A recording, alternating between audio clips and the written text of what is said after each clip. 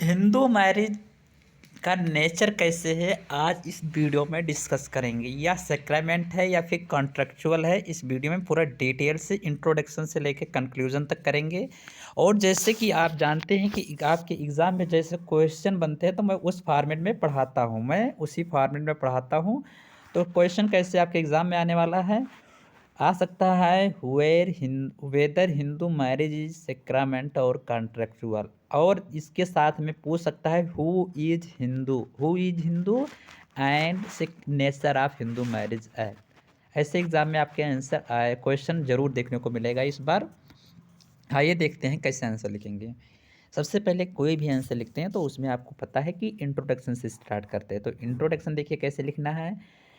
Under Hindu marriage, under Hindu law marriage is not merely a social agreement but a sacred institution। क्या sacred institution? Traditionally Hindu marriage has been regarded as a sacrament, मतलब संस्कार।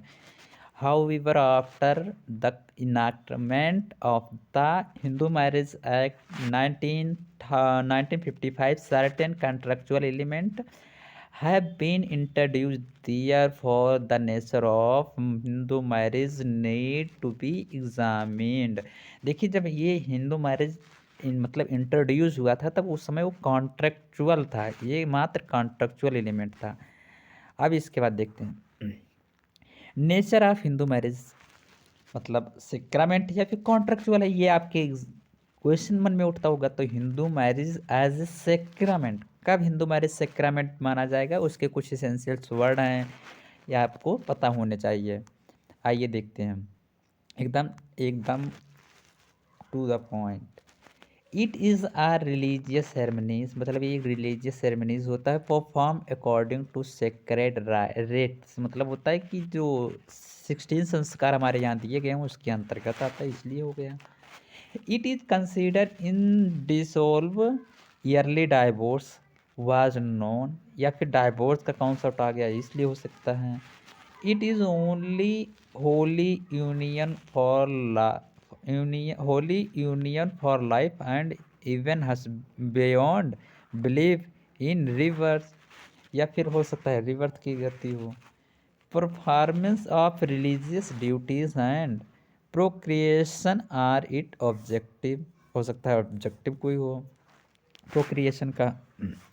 यानी कि आपने जो देखा कि हिंदू, आपने क्या देखा, Hindu marriage was not based on consent, मतलब ये कंसेंट पे बेस्ड नहीं होता है alone but on religion obligation, इसमें रिलीजन ऑब्लिगेशन हो बस। अब देखते हैं कॉन्ट्रेक्चुअल कब होगा।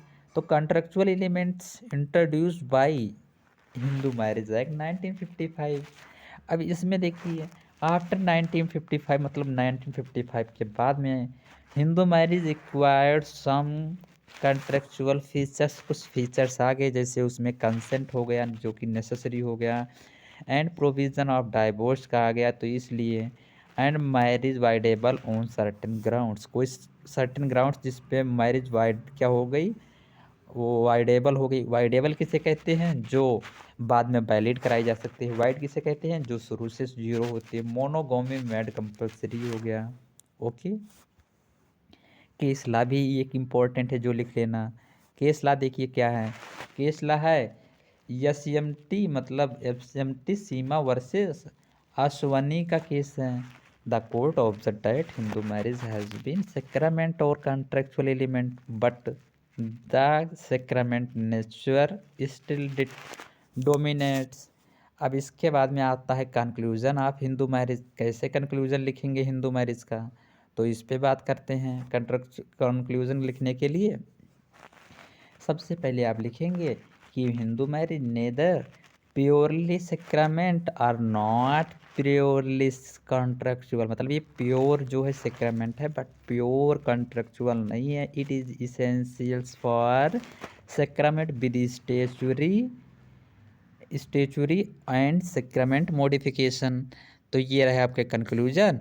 अब एक इम्पॉर्टेंट बात देनी थी कि अगर आप इसका PDF चाहते हैं तो आप हमारे टेलीग्राम पे जा सकते हैं, और लखनऊ यूनिवर्सिटी में अगर आप पढ़ रहे हैं तो बेस्ट करने के लिए आप जैसे अब की तो पीछे हो गए, लेकिन आगे बेस्ट करने के लिए इस चैनल को सब्सक्राइब कर लीजिए। सारे एकदम सिलेबस जो टॉपिक है सब कुछ, BLLB LLB सब कुछ इसमें पढ़ाया जाएगा इसी चैनल पे। और PDF भी लेने के लिए आप जुड़ जाइए हमारे साथ। अब देखिए इसेंशियल्स देखते हैं कि कौन कौन से ऐसे इसेंशियल्स होते हैं जब मैरिज वैलिड होगी। तो सबसे पहले मोनोगामी नहीं होना चाहिए, neither party should have a living spouse at the time of marriage. Marriage के समय लोग क्या हों, मतलब मोनोगमी नहीं होनी चाहिए। आप देखिए एक केस ला लिख सकते हैं। केस ला क्या है, तो यमुनाबाई अनंतराव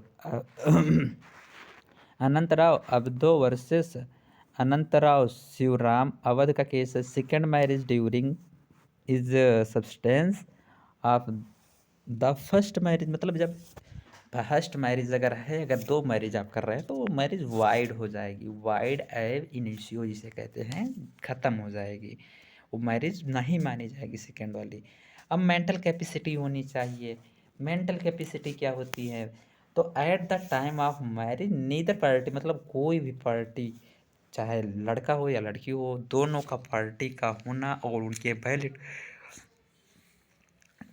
कंसेंट होने चाहिए। Be incapable of giving valid consent, consent देने में वो मतलब कैपेबल हों। और इसके बाद में suffer from mental disorder making marriage unfit, मतलब मैरिज अनफिट नहीं होनी चाहिए, डिसऑर्डर की नहीं होना चाहिए। Subject to require recurrent insanity, मतलब वो इंसानिटी नहीं होना चाहिए। ये जानते ही हो कि ग्रूम और ब्राइड ग्रूम, ग्रूम मतलब होता है आप जानते ही हैं मेल फीमेल 18, क्योंकि शादी तो आप चाहे जो हो, बट लोग 24 25 यहाँ तक कि हमको लगता है 30 क्रॉस कर लेते हैं तब करते हैं।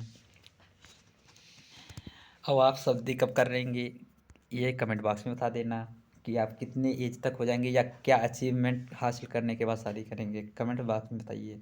Prohibited relationship parties should not be with in degrees of prohibited relationship unless permitted by custom, मतलब अगर प्रोहिबिटेड डिग्री रिलेशनशिप में आते हैं तो मैरिज क्या हो जाएगी, अनवैलिड हो जाएगी।